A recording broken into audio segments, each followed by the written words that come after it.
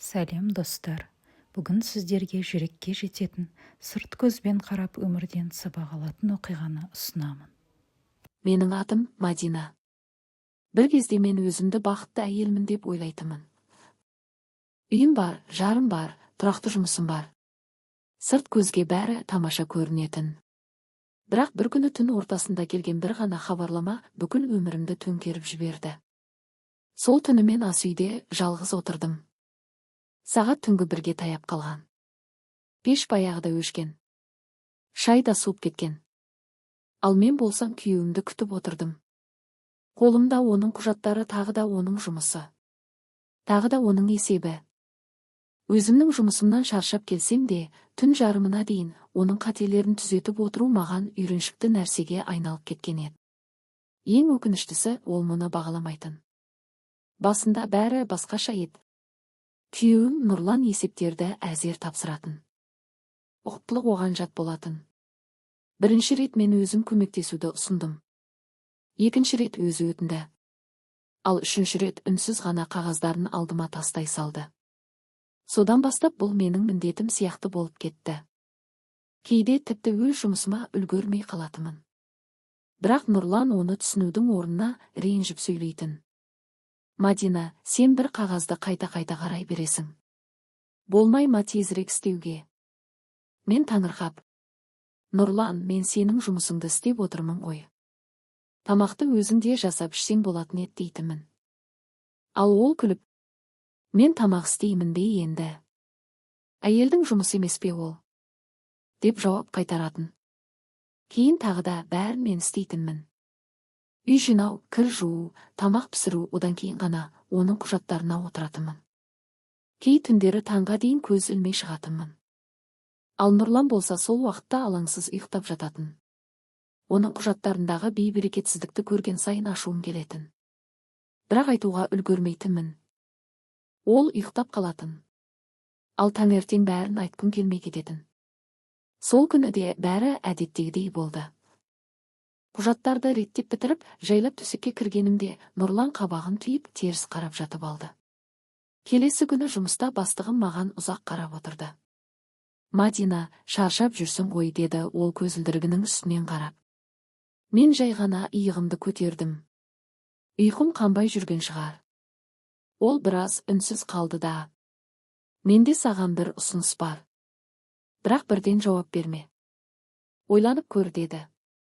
Мен таңырқай қарадым. Біз Ақтауда жаңа филиал ашып жатырмыз. Сен өте жауапты қызметкерсің. Компанияны толық білесің. Сол жаққа 3 айға барып, жұмысты бастап берсең деймін. Басшылық жасайсың. Егер бәрі жақсы болса, сол жақта тұрақты директор болып қалуыңа да болады. Қаласаң кейін қайта ораласың.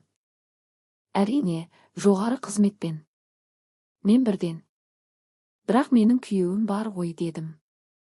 Бастығым басын изеді. Білемін. Сондықтан асықпай ойлан.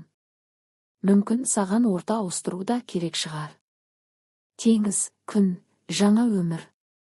Мен үнсіз қалдым. Бірақ неге мен? Мен жай ғана есепшімін ғой. Ол күлімсіреді. Өзіңді тым төмен бағалайсың. Сен жай есепші емессің. Сен мықты мамансың. Мен ештеңе демедім. Шынымды айтсам, барғым келмеді. Себебі үйде Нұрлан бар еді. Мен кетсем, ол не істейді? Оған кім тамақ дайындайды? Көйлектерін кім үтіктейді? Кірін кім жуады? Сол күні түскі ас кезінде әріптес қыздардың қасына отырдым. Олар мені көріп қуанып кетті. Мадина, бері кел. Саған орын ұстап қойдық. Мен жымиып салат пен кофе алдым. Біздің Мадина әлі де сымбатын сақтап жүр екен, деді қыздардың бірі. Мен әзілдеп, күйеуім басқаға қарап кетпесін десең, күтіну керек қой, дедім. Бір сәтте үстел үстінде ауыр тыныштық орнады. Қыздар бір-біріне қарап қалды. Не болды? Бірдеңе дұрыс айтпадым ба? Дедім абдырап. Сосын Айдана жай ғана күрсінді. Мадина, саған айтқымыз келмеген. Бірақ бәрібір білгенің дұрыс шығар.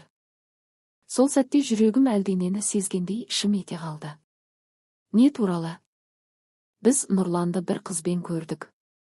Менің жүрегім зу ете түсті. Қалай көрдіңдер? Қол ұстасып жүрді. Қыз өте сәнді, ұзын бойлы. Боянып алған. Мен бірден қолымды сілтедім. Қойыңдаршы. Ол бастығының қызы. Нұрлан өз айтқан. Әлгі қыз оған өзі жабысат деп. Қыздар үнсіз қалды. Сосын біреуі ақырын ғана. Бірақ Нұрланның түрі оған қарсы адамға ұқсамады.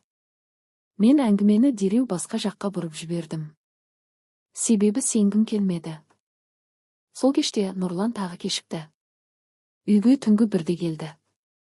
Есіктен кірген сәтте бөтен иіс судың иісі аңқып тұрды. Неге ұйықтамадың? Деді ол жайбарақат. Мен бірден. Қайда болдың? Деп сұрадым. Ол мәз болып күліп жіберді. Қызметімнің өскенін атап өттік. Кім мен? Саған енді есеп беріп отыруым керек пе? Мен таңырқап қарап қалдым. Жалпы, иә. Біз ерлі зайыптымыз ғой. Мұндай қуанышты бірге атап өтетін едік. Ол қатты күліп жіберді.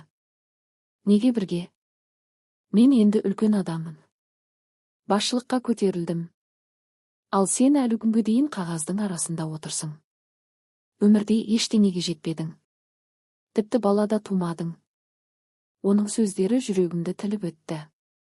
Өйткені бала мәселесін кейінге қалдыруды талап еткен өзі еді. Ал ол тоқтамай жалғастырды. Шынымды айтсам, сенімен тұрғым келмейді. Сенен еш пайда жоқ. Мен не айтарымды білмей отырып қалдым. Ал ол жатын бөлмеге кіріп, есікті ішінен жауып алды. Таңертең мен үнсіз жұмысыма кетіп қалдым. Онымен сөйлескім де келмеді. Түсте телефоныма хабарлама келді. Сенің барлық заттарыңды көлігіне салып қойдым. Көлікті офисіңнің жанына апарып тастадым. Кілт дөңгелектің үстінде. Үйге енді келме. Құлыптарды ауыстырдым. Ажырасуға беремін. Енді өз деңгейіме сай әйелге үйленемін, бастықтың қызына. Мен хабарламаны қайта-қайта оқи бердім. Көзімнен жас та шықпады. Сол сәтте ішімде бір нәрсе үзіліп кеткендей болды. Біраздан кейін орнымнан тұрып, бастығымның кабинетіне кірдім. Ерлан Олегұлы. Мен келісемін. Ол маған таңырқай қарады. Мадина, түрің сұп-сұр болып кетіпті. Бірдеңе болды ма? Мен әлсіз ғана жымидым. Бәрі жақсы болады. Ол үндемей басын изеді. Жақсы. Бүгін құжаттарды дайындаймыз. Ертең билетің дайын болады. Рахмет. Мен есікке қарай беттей бергенімде ол тағы тоқтатты. Иә, Мадина. Ол жақтағы ғимарат жаңа салынған. Кей жұмыстар әлі аяқталмаған. Сондықтан құрылыс жетекшісі Мираспен бірге жұмыс істеуге тура келеді. Мирас ол жақтағы құрылыстың бастығы екен. Бастығым маған қарап. Жақсы жігіт. Бірақ мінезі сәл тік. Сондықтан көп сөзге келмей-ақ қой деді. Мен немқұрайлы ғана басымды изедім. Жақсы. Мадина, расымен бәрі дұрыс па? Иә. Уайымдамаңыз. 2 күннен кейін мен ұшақтан түсіп, жасыл желекке оранған әсем Ақтаудың әуежайында тұрдым. Жылы ауа бетіме тиіп өтті. Мен терең тыныс алдым. Сәлем, жаңа өмір. Мені қарсы алуға бір адам келіпті. Жас шамасы менен сәл үлкендеу. Қарапайым киінген. Бірақ түрінен салмақтылық байқалады. Ол маған жақындап. Сіз Мадинасыз ба? Деп сұрады. Иә, сәлеметсіз бе? Бірақ ол артық ештеңе айтпады. Чемодандарымды көтеріп алып, үнсіз алға жүріп кетті. Мен биік өкшеммен әрең ілесіп келемін. Біресе сүрініп, біресе тепе-теңдігімді жоғалтып қоя жаздаймын. Сол сәтте оның аса сыпайы адам емес екенін байқадым. Ол үлкен қара көліктің қасына келіп тоқтады да, менің тар белдемшеме күмәндана қарап. Өзіңіз міне аласыз ба? Деді. Даусындағы менсінбеушілік мені бірден ашуландырды. Менің шамама күмәнданып тұрсыз ба? Ол езу тартып қойды. Сәл ғана. Сосын мені басынан аяғына дейін бір қарап шықты. Адамдар жолға осылай қолайсыз киініп шыққанда, олардың ойында не барын түсіну қиын. Әйтеуір жұрт өзіне қараса болды. Менің бетім ду ете қалды. Мынау өзін кім деп тұр өзі. Бірақ айтып үлгермедім, ол тіпті есікті ашып беруді де ойламады. Жүргізуші орнына отырып алып, есігін тарс жауып алды. Мен көліктің есігін әрең аштым. Биік көлікке мінудің өзі қиын екен. Белдемшем жібермейді. Көмектесеңіз болатын еді дедім ашуланып. Ол маған мысқылдай қарады. Өзім көтеріле аламын дедіңіз ғой. Сосын қолын созды. Жарайды, қолыңызды беріңіз. Бірақ ол мені тым қатты тартып жіберді. Мен тепе-теңдігімді жоғалтып, тікелей оның үстіне құлай жаздадым. Бір сәтке жүзіміз бір-біріне тым жақын келіп қалды. Екеуміз де қатып қалдық, бірақ ол бірден шетке ығысып кетті. Жол бойы үнсіз отырдық, ол мені компания жалдап қойған пәтерге апарды. Чемодандарымды ішке кіргізіп сыртқа шықты. Офис ана жақта деп қолымен нұсқады. Сосын көлігіне отырып артына шаң қалдырып кетіп қалды. Мен ашудан булығып тұрдым. Пәтерге кіре сала чемоданымды теуіп жібердім. Келесі сәтте өзім айқайлап жібердім. Аяғым қатты ауырып кетті. Себебі чемоданның дәл сол жерінде ауыр бір зат жатқан екен. Кешке қарай ғана заттарымды реттеп болып сыртқа шықтым. Күннің ыстығы сәл басылыпты. Көшеде адамдар көп. Бәрі сондай әдемі, жарқын, бақытты көрінеді. Біраз жүргеннен кейін жаңа офисті де көрдім, заманауи, әдемі ғимарат. Есігі ашық тұр екен. Іште әлі жұмысшылар жүрген сияқты. Мен ішке кіріп дәліздерді аралай бастадым, сосын өз кабинетімді таптым. Тіпті есігінде аты жөнім жазылған тақтайша ілулі тұр. Бәрі жаңа, таза, жарқырап тұр. Екінші қабат толық дайын екен. Ал бірінші қабатта әлі әрлеу жұмыстары жүріп жатыр. Мен креслоға отырып көрдім. Кабинетті айналып жүрдім. Осы жерде 2 күннен кейін қызметкерлермен сұхбат өткіземін деген ой көңіліме ерекше сезім сыйлады. Бәлкім шынымен жаңа өмір басталатын шығар, мен сыртқа шығуға беттедім. Бірақ дәліз тым қараңғы болып кеткенін байқадым. Осында кеш осылай тез түсе ме? Деп таңғалдым. Есіктің тұтқасын тарттым, жабық, қайта тарттым, қозғалмайды, сыртынан құлыптап кетіпті, тіпті темір жапқыштарында жауып қойған. Менің жүрегім дүрсілдеп кетті. Жоқ. Жұмысшылар мені байқамай кетіп қалған екен. Ал ертең демалыс күні. Мен телефонға ұмтылдым. Ерлан Алиғұлына хабарласып, әлгі Мирас дегеннің нөмірін сұрайын дедім. Бірақ бірден тоқтап қалдым. Көз алдыма оның мысқылдаған түрі елестеді. Қазір келіп мені құтқарып алып, іштей мәз болатын сияқты. Жоқ, ешқашан, мен оған ондай мүмкіндік бермеймін. 1 сағаттан кейін шөл қыса бастады. 2 сағаттан кейін қарным ашты. Мен төмен түсіп құрылыс заттарының қаптарының үстіне отырдым. Сол сәтте өзімді сондай аянышты сезіндім. Нұрлан, жұмыс, өмір. Бәрі бір сәтте үстіме құлағандай болды. Мен қатты жыладым. Тіпті есіктің ашылғанын да байқамаппын. Әрине, әйел адам қиындыққа тап болса, ең бірінші жылайды ғой деген дауыс шықты. Мен жалт қарадым. Мирас, не істедім сізге? Деп айқайлап жібердім. Мені өміріңізде 10 минут қана көрдіңіз. Бірақ бірден жек көріп кеттіңіз, ол аң-таң болып қарап қалды. Ал мен тоқтай алмадым. Неге үнемі тиісесіз? Әлде барлық әйелге осылай қарайсыз ба? Көз жасым тоқтар емес. Сізді ешкім шақырған жоқ. Өзім-ақ отырар едім қанша керек болса да. Мирас ауыр күрсінді, сосын баяу ғана. Жүріңіз. Бұл мәселені шешу керек деді. 3 жыл өтті. Мен қайтадан сол қала көшелерімен келе жатырмын. Қасымда Мирас, ал оның қолында ұйықтап жатқан кішкентай ұлымыз. Мен күлімдеп айналама қарадым. Қала мүлде өзгермепті. Мирас ұлымызды бір қолынан екінші қолына ауыстырып. Меніңше бұл қала 10 жыл өтсе де өзгермейді деді. Сосын маған қарап күлімсіреді. Әуелі әкеме кіріп шығайықшы. Әйтпесе немересін көрмей тынышталмайды. Мен күліп жібердім. Жарайды. Мен де Ерлан Олегұлын сағынып қалыппын.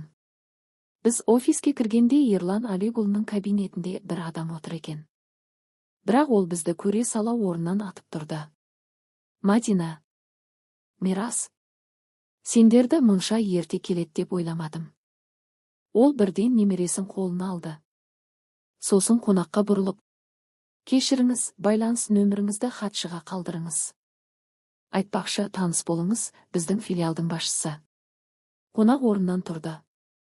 Менің жүрегім бір сәтке тоқтап қалғандай болды. Нұрлан. Ол да маған сілейіп қарап қалыпты. Кабинет ішін үнсіздік басты. Ерлан Олегұлы таңырқап: «Сендер танысыңдар ма?» деді. Мен сабырмен басымды изедім. Иә. Бұл мені үйге кірмесін деп құлып ауыстырып тастаған бұрынғы күйеуім. Ерлан Олегұлы таңырқап Нұрланға қарады. Не болды? Қызметтен кетіп қалдың ба? Нұрлан ашулы көзбен маған қарады. Ондай жалақыға өздері жұмыс істесін. Мен таңырқап қасымды көтердім. Қызық. Мен ол компанияда жалақы жақсы деп естіп едім. Ол ренжіген бала сияқты сөйлеп кетті. Егер адамның мойнына түсініксіз міндеттерді арта берсе, онда көбірек төлеу керек. Мен оның даусын тыңдап отырып, баяғы Нұрланды көргендей болдым. Тек енді ол маған бөтен адам еді. Ал сен бастық болып кетіпсің ғой, деді ол кекесімен. Дұрыс байқадың. Мен саған бағынып жұмыс істейді деп ойламайсың ғой. Мен жымиып қойдым. Жоқ, әрине. Сен ондайдан тым биік адамсың ғой. Мирас үнсіз ғана бізге қарап тұрды. Ол менің мұндай суық дауыспен сөйлегенімді бұрын соңды естімеген еді. Бірақ оның көзқарасынан бір нәрсе анық байқалды. Егер керек болса, мен үшін кез келген адаммен тайсалмай күресер еді. Біз сыртқа шыққанда Нұрлан алыстан қарап тұрды. Көзінде өкініш те, ашу да бар. Өйткені өмірде бәрі ол ойлағандай болмады. Бастықтың қызы біраз уақыттан кейін оны тастап кеткен. Ал жұмыстан да шығарып жіберіпті. Себебі ол шын мәнінде ештеңе істей алмайтын, тек дайын дүниенің үстінде бастық болуды ғана білетін. Ал мен сол күні бәрін жоғалттым деп ойлаған едім, бірақ дәл сол жоғалту мені өз бақытыма алып келгенін кейін түсіндім. Осы арнаға жазылыңыз, жоғалтып алмау үшін. Алда өмірден сабақ алатын, өмірге сырт көзбен қарап, өміріңізде болып жатқан сәттен дұрыс шешім шығаруға көмектесетін әңгімелер шығады. Кейде біреудің қателіктерін көріп, өмірден сабақ алуға болады. Бірге талқылайық, сенің ойың өте маңызды.